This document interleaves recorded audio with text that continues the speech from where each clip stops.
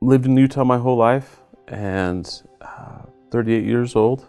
And it wasn't until about 5 years ago that I got to experience something that I had not experienced, or not really experienced, in my entire life. I work in law enforcement, and so I was invited to a funeral.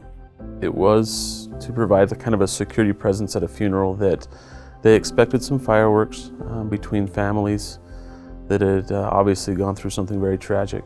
While I was there, I witnessed such a loving forgiveness happen between these two families that everything that I had experienced prior to this had prepared me for some kind of a fight, some kind of anger. And there was such a love and such a forgiveness that I remember taking a step back. It shook me to the core, almost like, what did I just see? And somebody kind of pointed out to me that was grace. I had heard of grace, I had taken it for granted. And it wasn't until this funeral and seeing, these people come together in a way, in such a tragic time, that I wanted that. And so I sought after it through prayer, through reading the Bible, through Christian music, movies, and it was about 4 years ago that my wife and I got baptized together. We gave our lives to Jesus.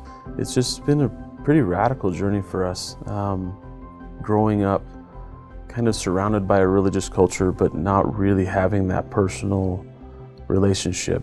And since that time, our lives have never been the same. I know I've changed the way that I see people who I normally, before 5 years ago would have treated a little bit rough, a little bit more like a dirtbag. I see them as children of God, and I felt like I missed out for so long, and now I just want to almost catch up, make up for lost time with Jesus. And so I really try to extend that grace and that kindness to others, regardless of whatever it is that they've gone through or where they come from. And it's been pretty wild.